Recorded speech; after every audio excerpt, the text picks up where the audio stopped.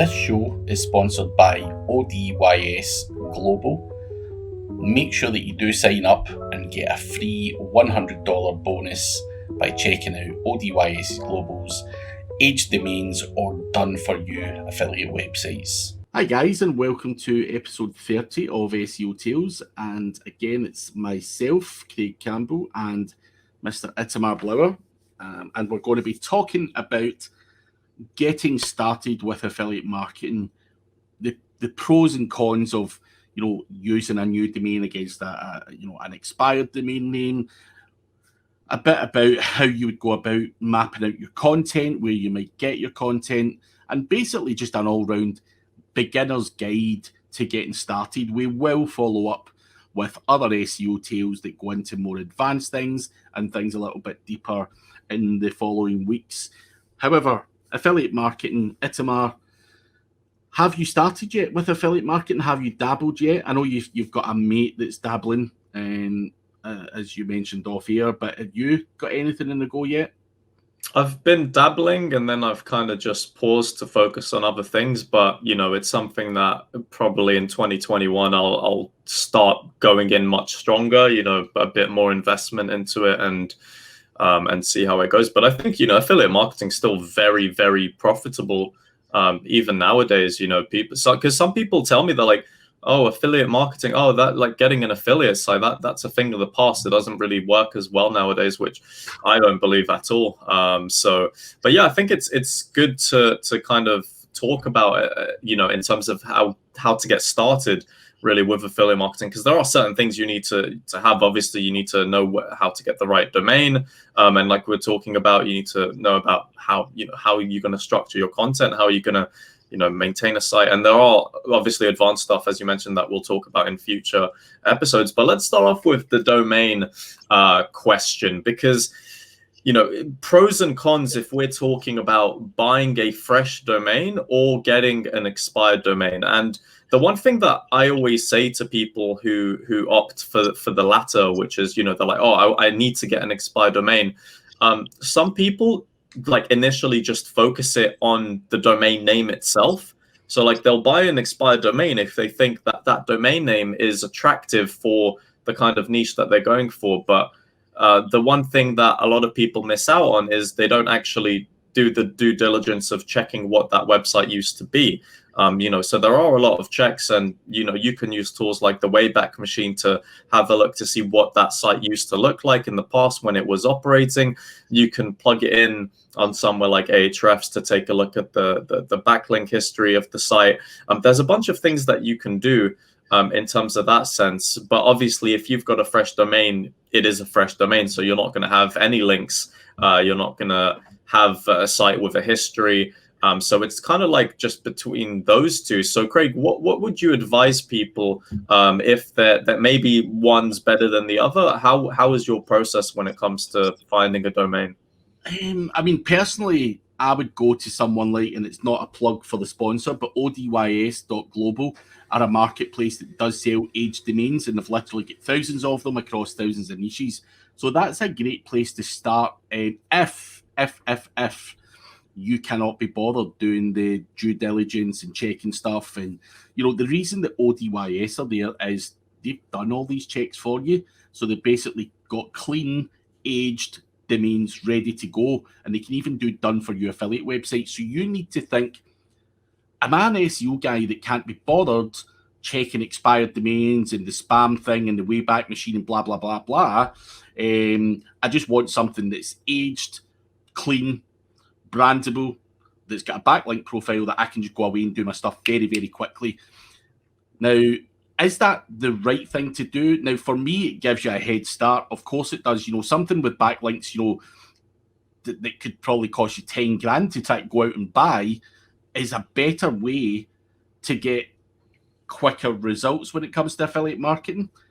However, many people can start with a fresh domain name. Something that's completely brandable, if it's a new product or whatever. Now, there's no right or wrong answer. People are successful doing it both ways. So what I would say is it really comes down to you, what you're trying to promote and where you are at and what you want to do. Now, for me, if I was to start from scratch, my process would be grab a new domain name, build some citations, some links, and build up the general domain authority. That is the first thing I do, whilst, you know, potentially also at the same time mapping out some content and doing some keyword research and you know, getting that thing going. Now, by the time all that happens, you know, it's costing me thousands of pounds and it's taking time. Now, time is money, and you know, that's sometimes where if you grab an expired domain name, you can shave that 6 months off of your setup, if you like, and just go boom, get something that's ready made, and then just do your content strategy. And as many of you will know, content is king, especially when it comes to affiliate. There's a lot of good affiliates that don't have the best backlink profiles as such. You know, a lot of people are really good at on-page, right? Let's not kid ourselves. Backlinks are the thing that people are scared of, or just not good at, or get lazy with, or they don't have budget to do it. So I think, you know, if you're that person that's really big in content, an expired domain name really is, or an aged domain name really is for you. Because if you're really good at content and you want to smash that out the park, then if you've got something that's got a prehistoric backlink profile, you're going to, you know, be able to go somewhere really, really quickly. If you do that from a fresh domain name, but you just ignore all the backlink side of things and everything else, you're going to be that guy that's, you know, it plateaus at £500 a month and they can't get any further because they don't fully understand the SEO. You're not doing the full job. And for me, that's the perfect opportunity for me, is to find a lazy affiliate that can't do backlinks. That's where I jump in, offer money for the website, and then scale it up doing, you know, the backlink side of things. So for me, I think you've got to be honest with yourself and say, right, do you know what? Backlinks is not my bag. I don't like paying for them. I'm scared of them. I'm, you know, whatever. Go and buy an aged domain where somebody's got that, and scale up your website that way. So that's the two flip sides of the coin. Listen, there's no right or wrong, and I'm not trying to push people towards aged domains. It just really comes down to where you're at in your life and what you can and can't be bothered doing. But investing, say, $2,000 in a domain name that's got a really good backlink profile means that I might save $5,000, because if I start from scratch, I might have to throw, you know, £7,000 at links to get up to the same domain value as something that, you know, would cost me $2,000. So it's about capital allocation is what I call it. You know, if you've got budget, then you want to cut as many corners and do the job properly as you can. Whereas I think a lot of affiliates don't always have budget, so you can start from scratch. You've just got to grind a bit harder. And you know, it happened to me in my business life.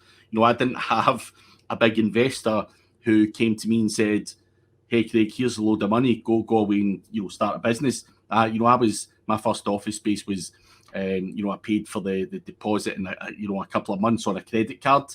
You know, I didn't have big investment, and it was just like everyone in life, mostly, you know, just robbing Peter to pay Paul to begin with. And again, that can be your strategy when it comes to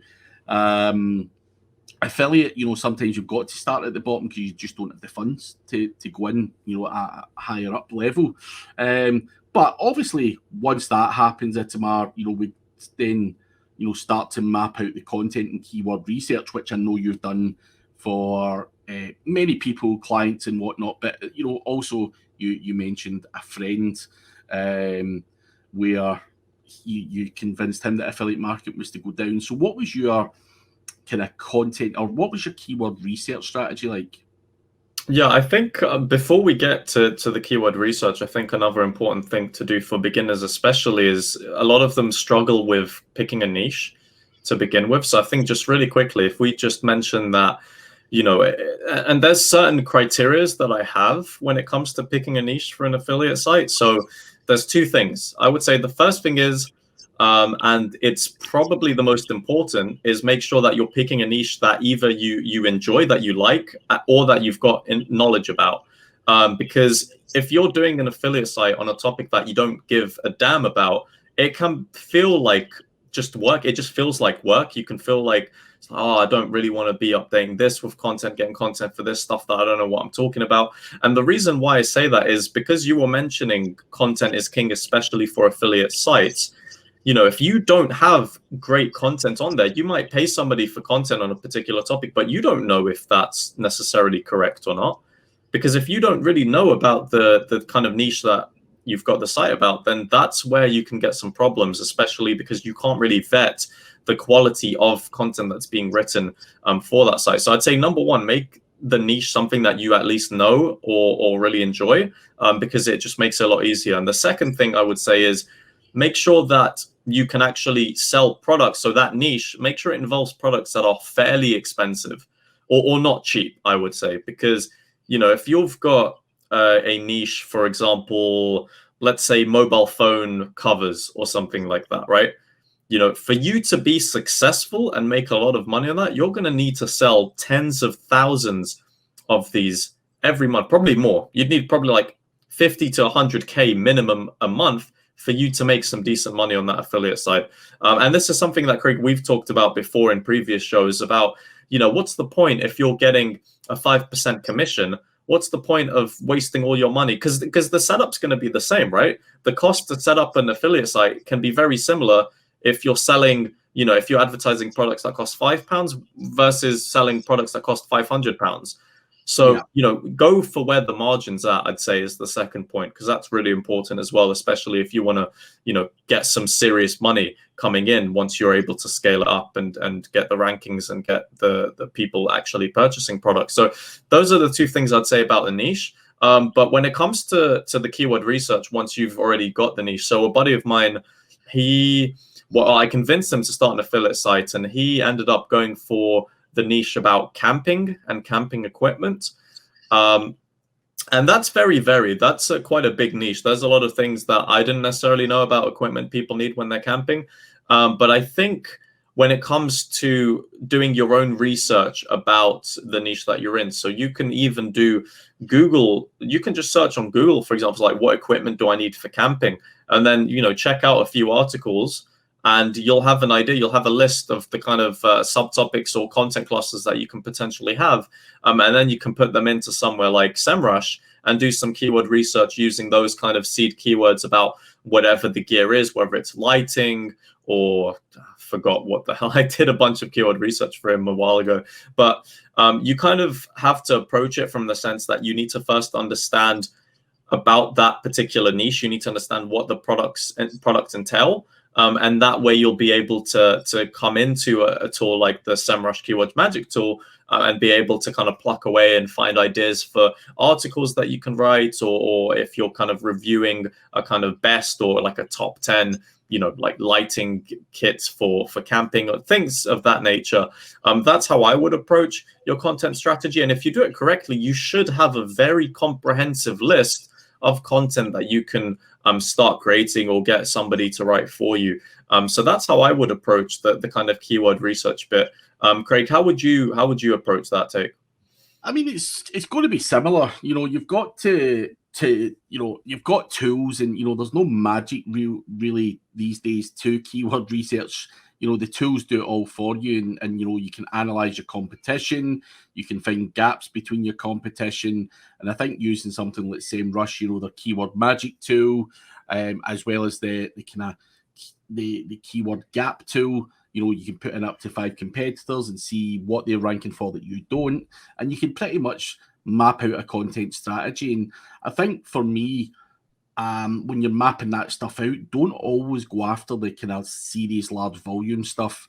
You know, mix it up, go after some of the kind of quick wins as well. You want to start getting traffic in easily. So I think it's important to get the mix right in terms of, you know, the top level ones that get all the volume, and, you know, in the middle of the road and the kind of long tail keywords.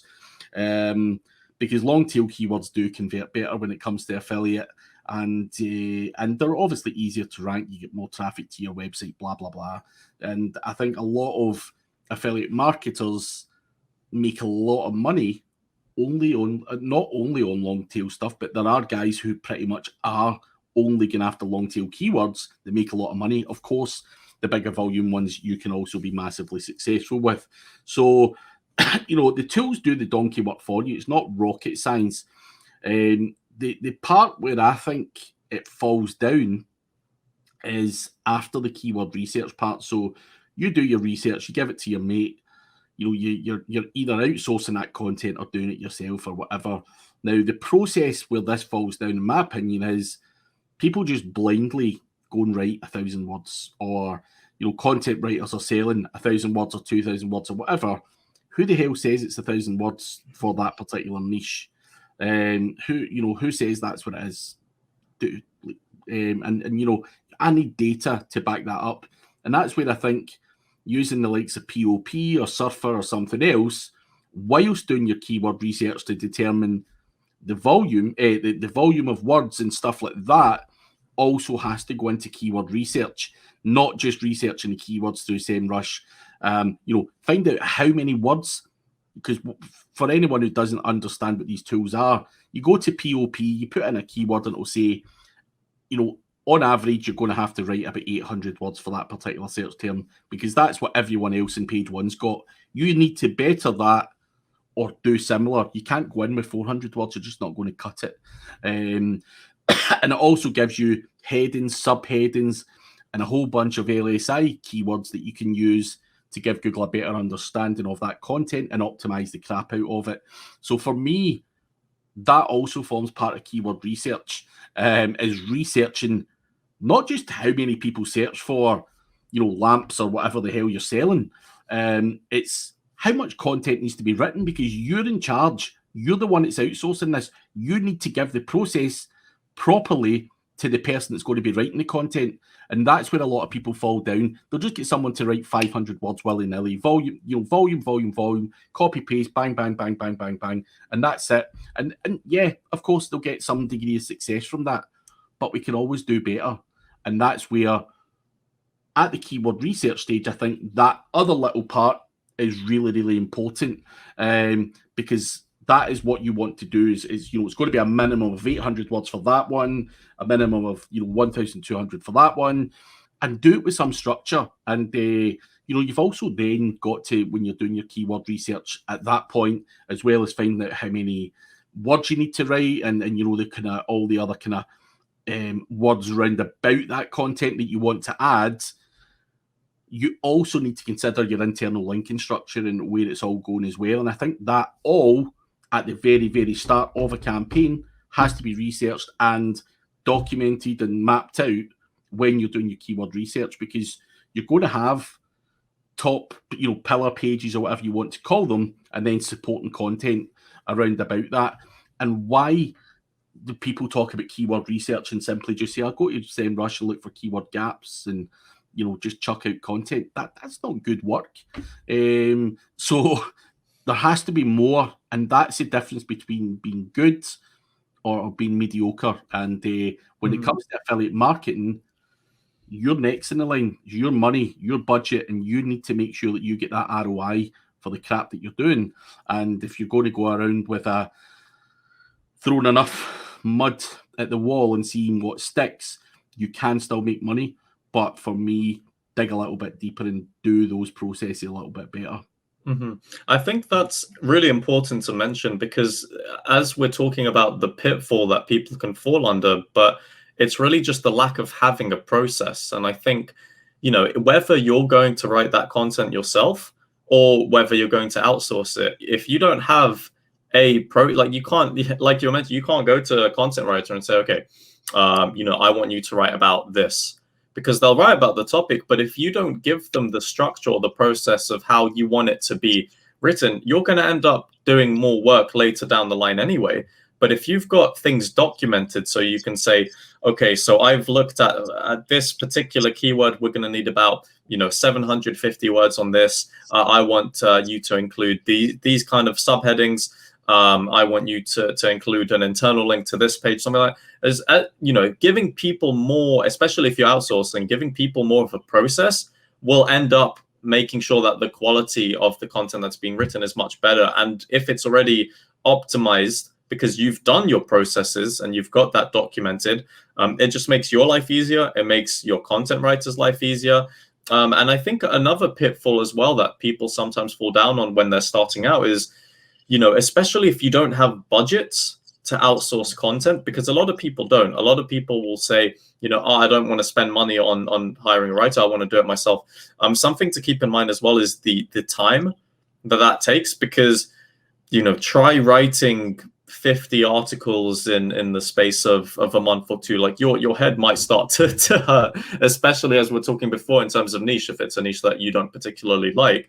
But even if it's something you do like as well, you need to be mindful about time, and time is money. And then we were talking from the beginning, even when it comes to buying like an expired domain, or you can use ODYS to kind of get like the kind of made for you affiliate sites, and they've done all that due diligence. You need to remember that these things take time, and affiliate marketing, it's not always a quick win, depending on the industry that you're in. So I think if you get processes in place, and like you were saying, Craig, being a good affiliate marketer compared to a mediocre affiliate marketer that maybe doesn't have these processes and doesn't understand, the intent behind keywords, that hasn't done research in terms of, what other people are doing. You need to do a bit more than the average Joe who's creating an affiliate site. And I think that's, for a beginner, it's really important to get in the habit of being able to dig a bit deeper when it comes to your content strategy, to see not only what other people are doing,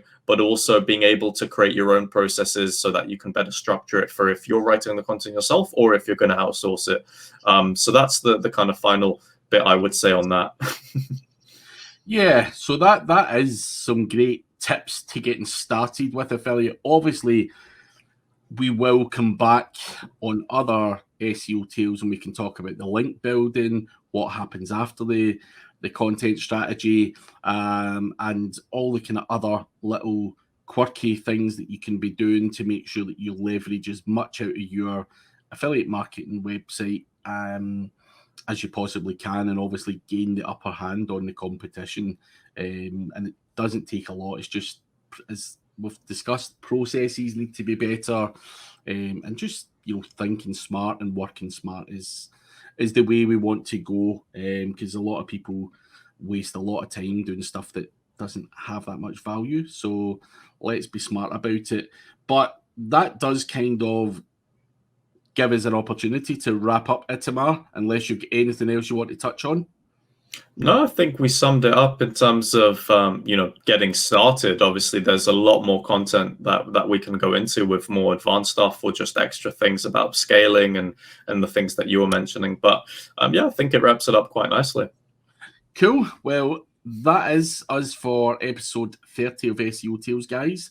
Thank you very much for watching. Make sure you do give us a like, comment, subscribe, and make sure that you do come again next week. We will be back with episode 31 of SEO Tales next week. But from Itamar and myself, see you later. Bye-bye. Cheers.